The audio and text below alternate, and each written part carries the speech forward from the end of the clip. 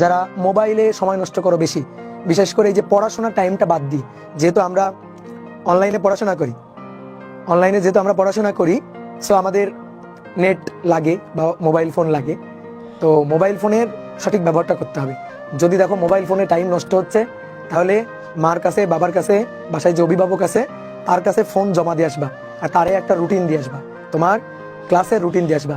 সে ওই সময় ক্লাস শুরু ঠিক 5 মিনিট আগে তোমার ফোনটা দিবে, ঠিক আছে? আর ক্লাস শেষের সাথে সাথে আবার ফোনটা নিয়ে নিবে, বুঝছো? তুমি যদি ফোনে এখন টাইম ওয়েস্ট করো, অযথা টাইম ওয়েস্ট করো, তাহলে কিন্তু তোমার সামনে ধরা খাবা। তোমার কিন্তু ফোন নেট লাগবে। তোমার যখন অ্যাডমিশন টেস্টের সময় আসবে, তখন বিভিন্ন ইউনিভার্সিটিতে ফর্ম তোলা, বিভিন্ন ইউনিভার্সিটির মনে করো যে SMS আসা, ফোন কিন্তু সবসময় তোমার সাথে থাকা লাগবে। তো এখন কিছুদিন ফোনটাকে একটা রুটিনের মধ্যে ব্যবহার করা শিখো, ঠিক আছে? মানে তুমি তোমার লাগাম টেনে ধরা শিখো। তোমার যদি লাগাম ছুটে যায়, তাহলে লাগাম টেনে ধরার কাজটা তোমার। মোবাইল ফোনে যদি বেশি অযথা টাইম নষ্ট করো, তাহলে একেবারে মনে করো যে নিজের হাত দিয়ে নিজের গালে একটা করে থাপ্পড় মারবা, বুঝছো? নিজেকে নিজে শাসন করবা, করে ঠিক লাইনে আবার নিয়ে আসবা।